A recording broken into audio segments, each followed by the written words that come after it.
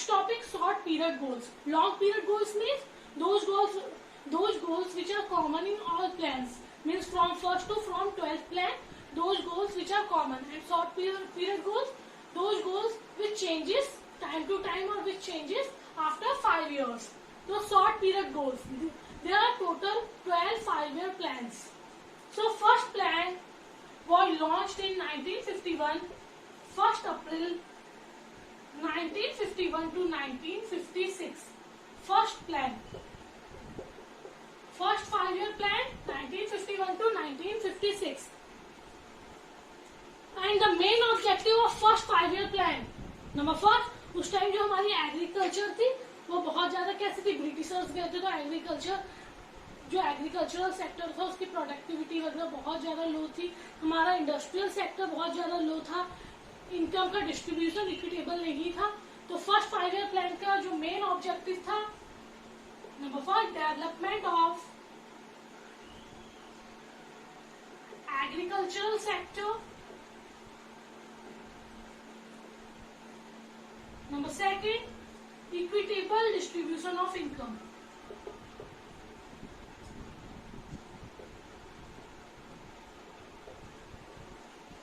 Income is indicated by so short period goal. First 5-year plan 1951 to 1956, 1st April 1951 to 31st March 1956. Her plan 1st अप्रैल को शुरू होता था और 31st मार्च को खत्म होता था. तो फर्स्ट 5-year प्लान का जो फर्स्ट प्लान था उसका मेन ऑब्जेक्टिव क्या था, development of agricultural sector and equitable distribution of income and wealth. Clear. Second 5-year plan was launched on 1956, 1st April 1956 to 31st March 1961. 1st April 1956 to 31st March 1961. And the main objective of second 5-year plan is self-sufficiency in food grains. Main objective number 4, self-sufficiency in food grains. Food grains में क्या मिले, self sufficiency, हम दूसरी countries पे depend ना रहे, दूसरी countries का प्रेशर हम पे ज्यादा ना पड़े, इसलिए सबसे पहला जो ऑब्जेक्टिव था सेकंड 5-year प्लान का, सेल्फ सफिशिएंसी इन food grains. Number second, generate employment opportunity. जो हमारी कंट्री में इतनी पॉपुलेशन है उसको एम्प्लॉयमेंट देने का काम भी सेकंड ऑब्जेक्टिव में या सेकंड 5-year प्लान के ऑब्जेक्टिव में क्या गया, जनरेट एम्प्लॉयमेंट अपॉर्चुनिटीज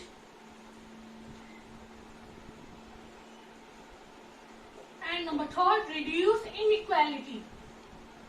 जो इनइक्वालिटी है, कुछ चीजों कुछ सेक्टर्स को बहुत ज्यादा डेवलप किया गया है, कुछ लोगों को बहुत ज्यादा पैसा मिल रहा है, तो इसे इनइक्वालिटी को, जो इनइक्वालिटी है उसे क्या की जाए, रिड्यूस की जाए. So first 5-year plan 1951 to 56, main objective development of agricultural sector and equitable distribution of income. Second 5-year plan 1956 to 1961, main objective self sufficiency in food grain and generate employment opportunities. Clear? अब third plan आया, third plan कब आएगा, 1961, 1st April 1961 to 31st March 1966. So third 5-year plan,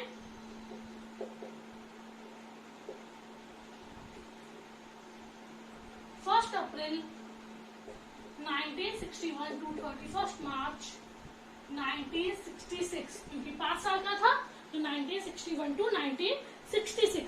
main objective price stability. जो price बहुत ज्यादा ऊपर नीचे हो रही है या प्राइस कभी भी बहुत ज्यादा हाई हो जाती है और महंगाई आ जाती है, तो उस प्राइस को स्टेबल करना. ना इन्फ्लेशन वाली सिचुएशन है, इन्फ्लेशन मतलब महंगाई, जब महंगाई वाली सिचुएशन आएगी तो कंज्यूमर्स को नुकसान है क्योंकि कंज्यूमर को अब सामान महंगा मिलेगा. ना डिफ्लेशन वाली सिचुएशन है, डिफ्लेशन मीन्स मंदी, और जब मंदी आएगी तो क्या होगा, सस्ते में सामान बेचा जाएगा तो प्रोड्यूसर को नुकसान होगा. तो ना कंज्यूमर्स को नुकसान हो ना प्रोड्यूसर्स को नुकसान हो, उसे कहते हैं प्राइस स्टेबिलिटी, प्राइस स्टेबल रहना. दूसरा, growth and development of the country. Infrastructural development करके या इंडस्ट्रियल डेवलपमेंट करके, एग्रीकल्चरल डेवलपमेंट करके कंट्री के ग्रोथ एंड डेवलपमेंट करना।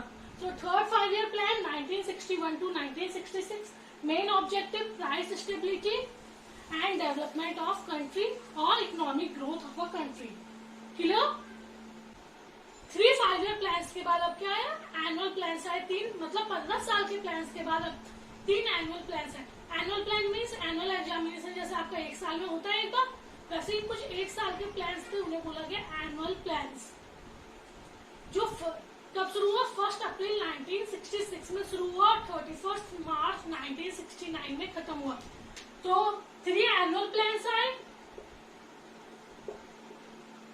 पहला प्लान आया 1 अप्रैल 1966 to 31 March 1967, then 1 April 1967 to 31 March 1968, then 1 April 1968 to 31 March 1969। तो इस तरह से 3 प्लान्स आए, 3 एनुअल प्लान्स आए, मतलब 1-1 साल के प्लान्स आए। और उसके बाद एनुअल प्लान्स के आने के बाद 69 में 4th 5 ईयर प्लान आया। 4th 5 ईयर प्लान मतलब पहले 1966 तक प्लान चले थे 3, उसके बाद 3 एनुअल प्लान आए, फिर 1966 में 4th 5 ईयर प्लान आया। सो 4th 5 year plan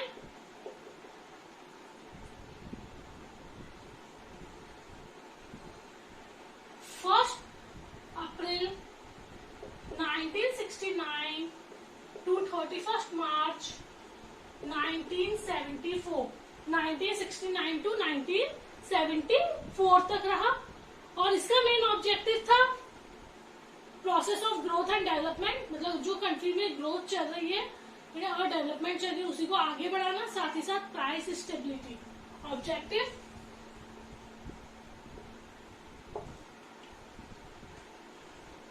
help in process of growth and development and price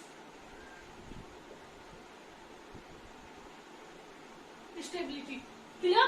So 4th 5 year plan 1 April 1969 to 31 March 1974, main objective growth and development of the country and price stability means ना inflation की condition आए ना deflation की condition है, price कैसे रहे? Equilibrium में रहे, स्टेबल रहे। अप्रैल 5th 5 year plan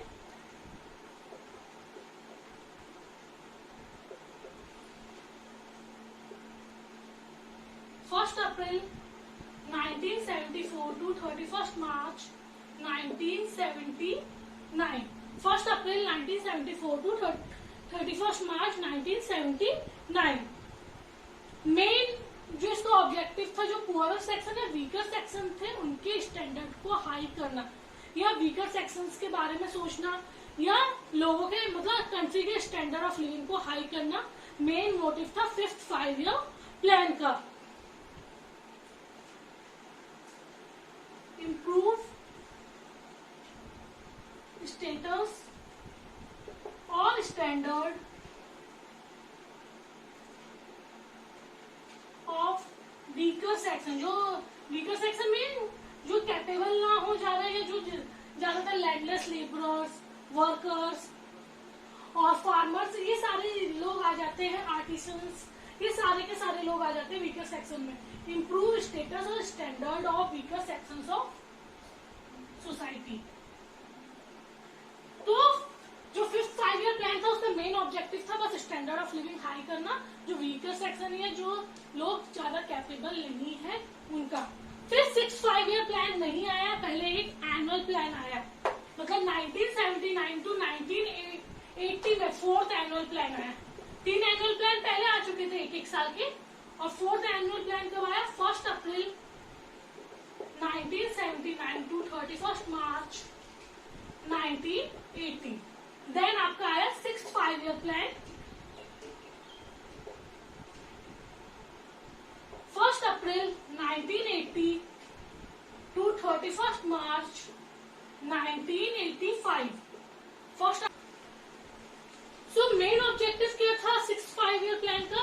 removal of poverty और reduction of inequality and development of infrastructure, क्योंकि पॉवर्टी तभी रिमूव हो सकती है जब कंट्री का इंफ्रास्ट्रक्चर मजबूत हो, इंडस्ट्रीज अच्छी हो, बैंकिंग सिस्टम अच्छा हो, और साथ ही साथ इनइक्वालिटी भी तभी रिड्यूस हो सकती है जब इंफ्रास्ट्रक्चरल डेवलपमेंट हो।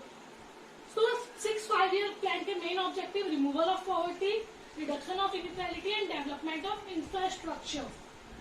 क्लियर? बाकी 6 प्लान हम कल देखेंगे। Thank you.